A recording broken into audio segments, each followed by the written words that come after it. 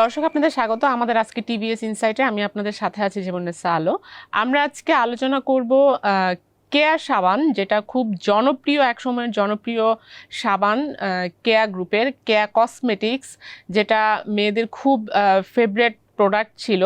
সেই গ্রুপ এখন আসলে লোনের ভারে ডুবতে বসেছে এবং এই কেয়া গ্রুপ একাই যে ডুবতে বসেছে তা নয়। এই কেয়া গ্রুপ যেটা একসময় ব্যাংকগুলো তার পিছনে ছুটতো লোন দিতে, সেই সেই ব্যাংকগুলো এখন কেয়া গ্রুপের সঙ্গে এখন প্রবলেমে পড়েছে। অর্থাৎ এই যে জনপ্রিয় সাবানের যেই গ্রুপটি, সেটি এখন ব্যাংকিং সেক্টরের জন্য একটি বড় বোঝায় পরিণত হয়েছে। তো এই বিষয় নিয়ে আজকে আমরা আলোচনা করব আসলে যে কিভাবে কেয়া গ্রুপ তার ব্যবসা হারালো এবং কিভাবে এই কেয়া গ্রুপ ব্যাংকিং সেক্টরের বোঝায় পরিণত হলো।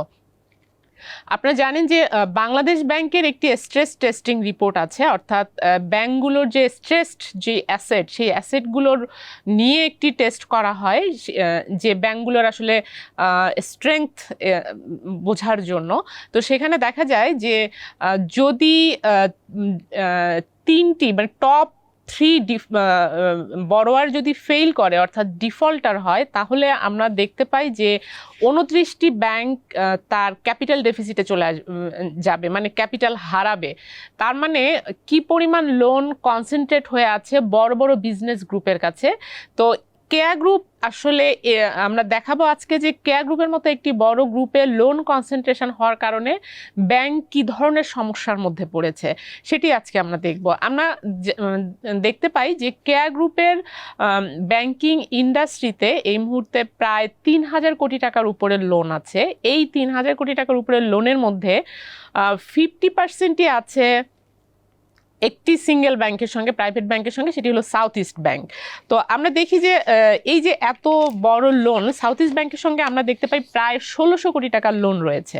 আমরা একটি ব্যাংকের কেস থেকে জানতে পারবো আসলে কি ধরনের অনিয়ম করার কারণে ব্যাংকগুলো এই বড় বড় বিজনেস গ্রুপের লোন কনসেন্ট্রেট করার ফলে আমানতকারীদের টাকা ঝুঁকির মুখে ফেলে, সেটি আজকে আমাদের এই রিপোর্টে উঠে এসেছে।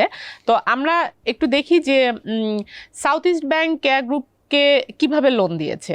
আমরা যদি একটু দেখি যে কেয়া গ্রুপের কাছে যেই সাউথ ইস্ট ব্যাংক লোন দিয়েছে, সাউথ ইস্ট ব্যাংক আমরা দেখি যে শুরু থেকেই কেয়া গ্রুপের সঙ্গে 2004 সাল থেকেই কিন্তু কেয়া গ্রুপ আসলে সাউথ ইস্ট ব্যাংকের একটি ভালো ক্লায়েন্ট হিসেবেই পরিচিত।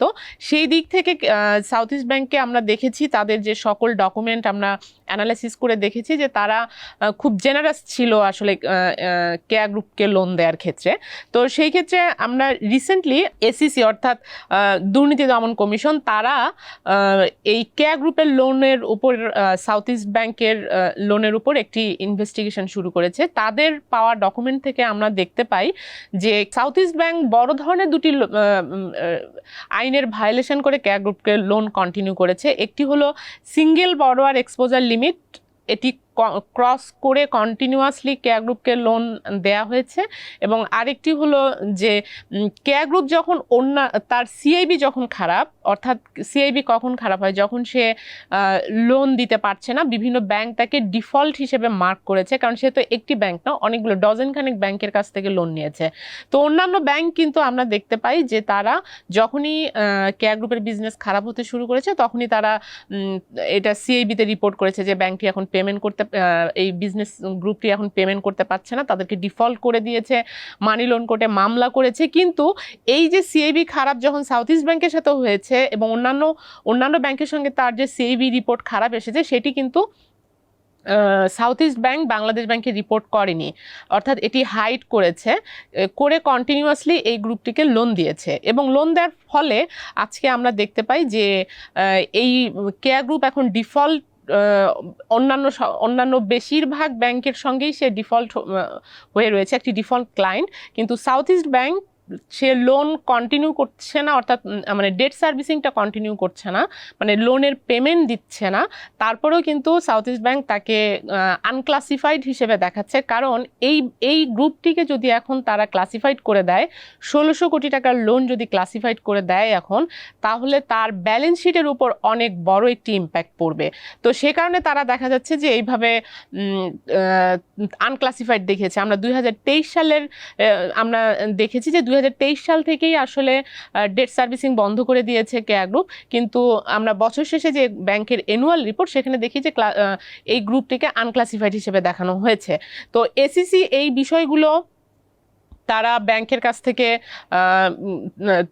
তারা ব্যাংকের কাছে এটা জানতে চেয়েছে কেন তারা এই বড় ধরনের ভায়োলেশন করে তাদেরকে লোন দিয়েছে। সেখানে কিন্তু ব্যাংক তাদেরকে রিপ্লাই দিয়েছে যে এই এই যদি লোনটি ক্লাসিফাই করে দেয়া হয় তাহলে তাদের কাছ থেকে লোন রিকভারি খুব ডিফিকাল্ট হয়ে যাবে।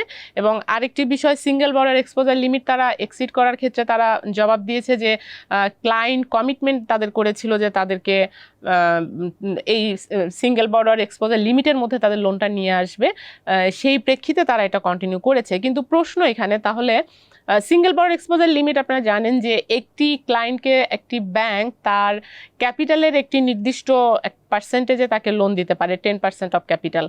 তো এই ক্ষেত্রে যদি এর বেশি লোন দিয়ে থাকে তাহলে সেটা সিঙ্গেল বর্ডার এক্সপোজারের যে লিমিটটি ক্রস হয়ে যায়।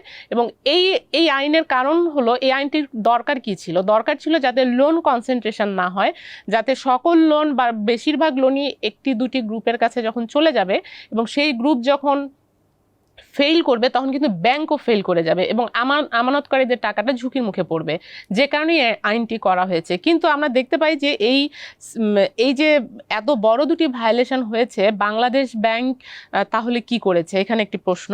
আমরা বাংলাদেশ ব্যাংকের কোনো অ্যাকশন দেখতে পারিনি, কারণ এটি আমরা দেখতে পাই যে 2019 সাল থেকে 2022 সাল পর্যন্ত কিন্তু এই ব্যাংক এই ক্লায়েন্টটিকে কন্টিনিউয়াসলি সিঙ্গেল বড় এক্সপোজার লিমিট এক্সিড করার পরেও তাকে লোন দেওয়া হয়েছে এবং সিআইবি রিপোর্ট খারাপ হওয়া সত্ত্বেও লোন দেওয়া হয়েছে। এবং আমরা দেখতে পাই যে এই যে লোনগুলো দেওয়া হয়েছে সেগুলো কিন্তু সকলেই আমরা দেখতে পাই বোর্ড এবং এই ব্যাংকের বোর্ড এবং ম্যানেজমেন্ট তাদের নির্দেশে এই লোনগুলো দেওয়া হয়েছে এবং এই লোনগুলো সবগুলোই বোর্ডের অ্যাপ্রুভড লোন। তার মানে এই লোনগুলো দেওয়া হয়েছে গুলশান ব্রাঞ্চ থেকে। গুলশান ব্রাঞ্চে এসিসি এখানে তদন্ত করছে এবং এই যে কেন এই ক্লায়েন্টটিকে কিন্তু 2010 সাল থেকে এই বিজনেস গ্রুপটি খুব খারাপ অবস্থায় পড়েছে, কারণ যখন তারা তাদের সাবানের বিজনেসের পাশাপাশি যখন তারা গার্মেন্টস বিজনেসে ঢুকে, এক্সপোর্ট বিজনেসে ঢোকে, তো তখন এদের গার্মেন্টস বিজনেসটা 2010 সালে কিছু তাদের ফরেন ক্লায়েন্ট তাদের অর্ডার ক্যান্সেল করে দেওয়ার মাধ্যমে তাদের আসলে ব্যবসার পরিস্থিতি খারাপ হতে শুরু করে। তো তখন কিন্তু সাউথ ইস্ট ব্যাংকের লোনের অ্যামাউন্ট ছিল 300 কোটি টাকা বা 300 কোটি টাকা প্লাস। তো তখন থেকে এখন পর্যন্ত 2023 সাল পর্যন্ত এই ব্যাংকে ক্লায়েন্টকে সাউথ ইস্ট ব্যাংক 1100 কোটি টাকা লোন দিয়ে এখন তাদের 1600 কোটি টাকার মতো লোন রয়েছে। তার মানে 2010 সাল থেকে বিভিন্নভাবে আমরা দেখেছি যে এই কেয়া গ্রুপ তাদের লোন রিশিডিউল করেছে, বিভিন্ন ধরনের ফ্যাসিলিটিস নিয়েছে, কিন্তু তারপরেও তারা লোন কন্টিনিউ করতে পারেনি এবং ব্যাংক কন্টিনিউয়াসলি এর ব্যবসার খারাপ অবস্থা জেনেও, এবং আমরা দেখেছি যে 2013 এবং 2014 সালে কেয়া গ্রুপ তাদের এই ব্যাংকের কাছেই রিপোর্ট করেছে যে তার 1300 কোটি টাকা লস রয়েছে। এই ধরনের লস থাকা সত্ত্বেও সাউথ ইস্ট ব্যাংক তাকে কন্টিনিউয়াসলি লোন দিয়ে গেছে। তো এবং আজকে ব্যাংকটি এখন একটি সমস্যার মুখে পড়েছে। তো কেন এই ব্যাংকটি আসলে এইভাবে এত জেনারেস ছিল কেন কেয়া গ্রুপের দিকে, এটি একটি প্রশ্ন আসে। তবে এই প্রশ্নের আমাদের কোনো ডিরেক্ট কোনো অ্যান্সার আমরা পাইনি, বাট আমরা একটি সেন্স করতে পারি যে বাংলাদেশ ফাইন্যান্সিয়াল ইন্টেলিজেন্স ইউনিট, আপনারা জানেন বাংলাদেশ ব্যাংকের আন্ডারে যেই বিএফআইও, তারা রিসেন্টলি একটি চিঠি দিয়েছে, যে চিঠিটা একটা সেন্স দেয় যে কেন তারা কেয়া গ্রুপকে এত সার্ভিস দিয়েছে। তার মানে কেয়া গ্রুপের ব্যবসার অবস্থা খারাপ থাকা সত্ত্বেও আমানতকারীদের টাকাকে ঝুঁকির মুখে ফেলে তাকে কেন এত লোন দেওয়া হয়েছে, সেটির উত্তর বিএফআইউর যে চিঠি সেখান থেকে কিছুটা সেন্স করা যায়। কারণ বিএফআইউ যেটা বলেছে যে এশিয়া ইন্স্যুরেন্স, এই যে কেয়া গ্রুপ যখন সাউথ ইস্ট ব্যাংক থেকে লোন নিচ্ছে, তো তার ব্যবসার জন্য যখন তারা লোন নেয় সেই ব্যবসার জন্য আবার তাকে ইন্স্যুরেন্স নিতে হয়। লোন নিলে তার পাশাপাশি তার এটার এগেনস্টে ইন্স্যুরেন্স নিতে হয়, সেই ইন্স্যুরেন্সটা তারা নিত এশিয়া ইন্স্যুরেন্স থেকে। সাউথ ইস্ট ব্যাংক এবং এশিয়া ইন্স্যুরেন্সের মধ্যে একটা সম্পর্ক রয়েছে, অর্থাৎ সাউথ ইস্ট ব্যাংকের ডিরেক্টর এবং এশিয়া ইন্স্যুরেন্সের ডিরেক্টর সেম ডিরেক্টর, একই বোর্ডে বসে, এরকম ডিরেক্টর আছে, কমন ডিরেক্টর আছে। এশিয়া ইন্স্যুরেন্স যেই কেয়া গ্রুপ যখন এখান থেকে লোন নিচ্ছে এবং এটার এগেনস্টে যখন তারা এশিয়া ইন্স্যুরেন্স থেকে ইন্স্যুরেন্স নিচ্ছে, তো এই ইন্স্যুরেন্স বিজনেসটাও কিন্তু একই ডিরেক্টর বেনিফিশিয়াল হচ্ছে।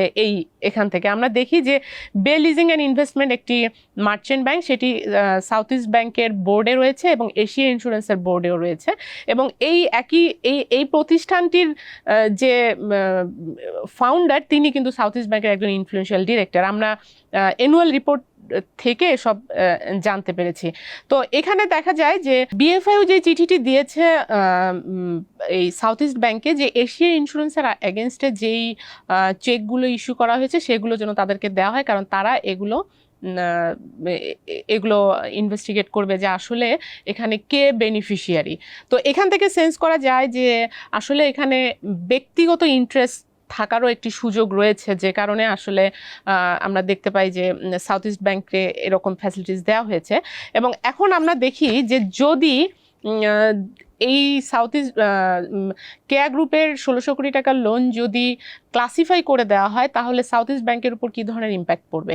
আমরা দেখি সাউথ ইস্ট ব্যাংকের নেট প্রফিট 2023 সালে 209 কোটি টাকা অ্যানুয়াল রিপোর্ট অনুযায়ী, এবং সেখানে দেখানো হয়েছে 330 কোটি টাকা তার প্রভিশন শর্টফল রয়েছে, তার ডিফল্ট লোন রয়েছে 2300 কোটি টাকা। প্রভিশন শর্টফল থাকা সত্ত্বেও কিভাবে 209 কোটি টাকা প্রফিট দেখিয়েছে সেটা অবশ্য আমরা ক্লিয়ার না, কারণ কোনো ব্যাংক প্রফিট তখনই ওই প্রফিটে ডিক্লেয়ার করবে প্রভিশন মিট আপ করার পরে।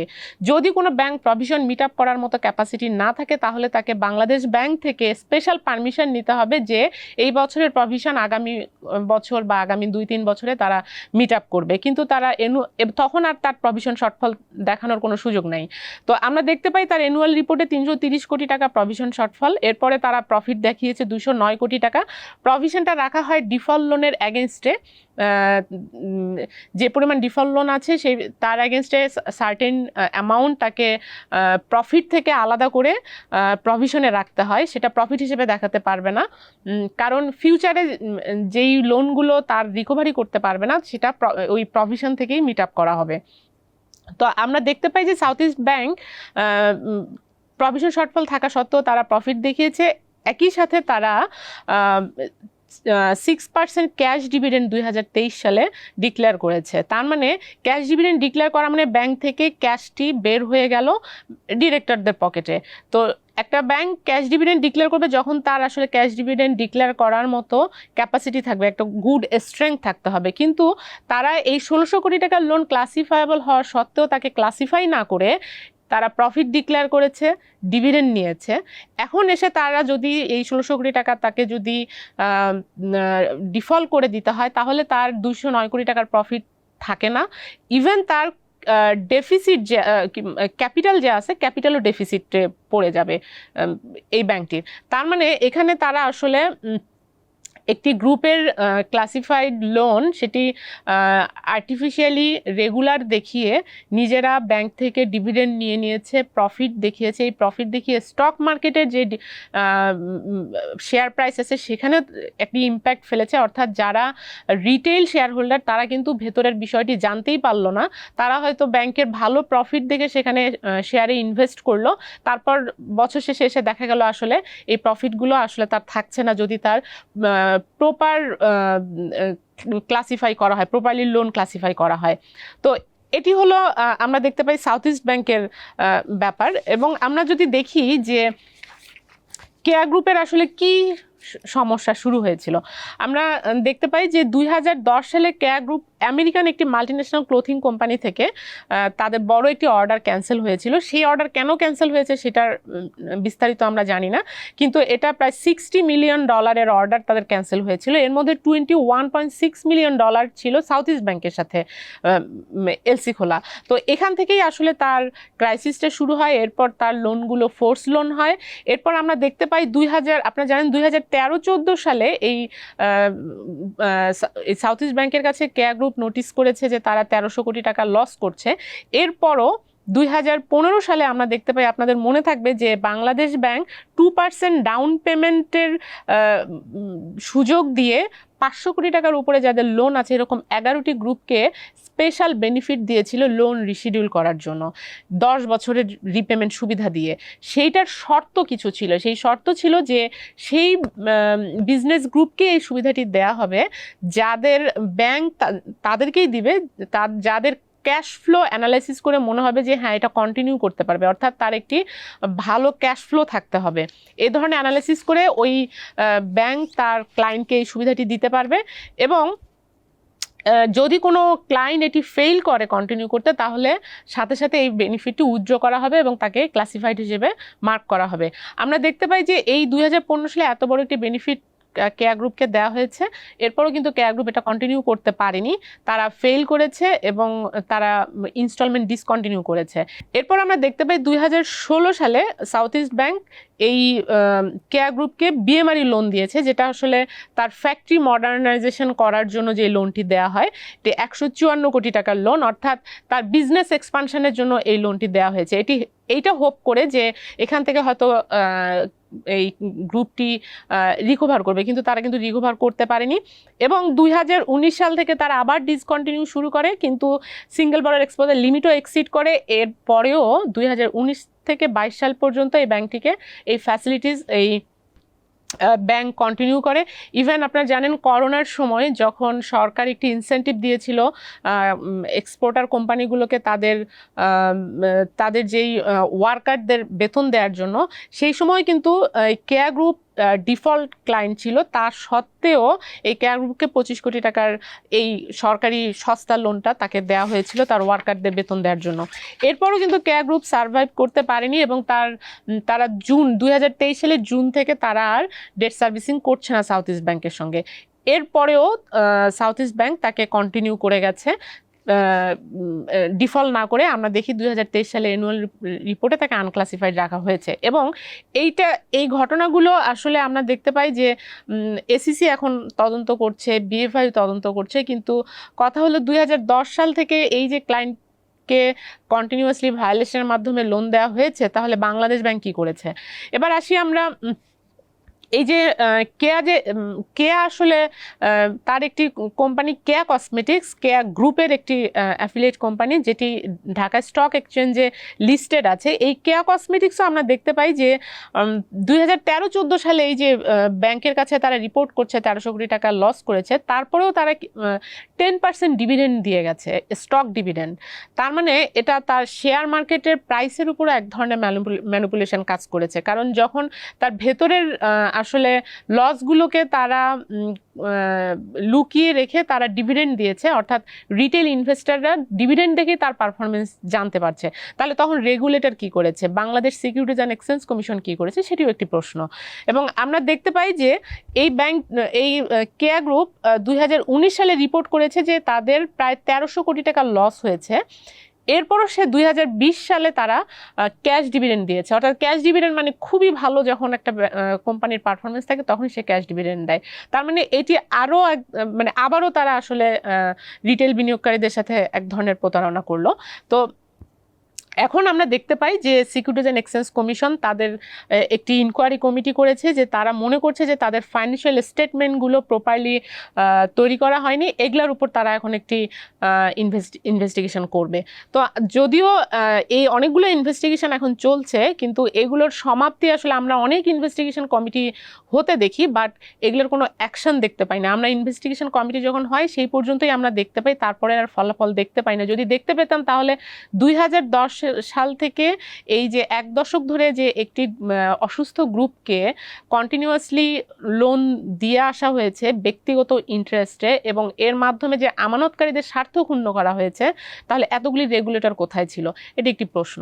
তো এই ছিল আজকে আলোচনার বিষয়। দর্শক, আমাদের সঙ্গে থাকবার জন্য আপনাদেরকে ধন্যবাদ, এবং আমাদের প্রোগ্রামটি যদি ভালো লাগে তাহলে লাইক দিবেন, শেয়ার করবেন।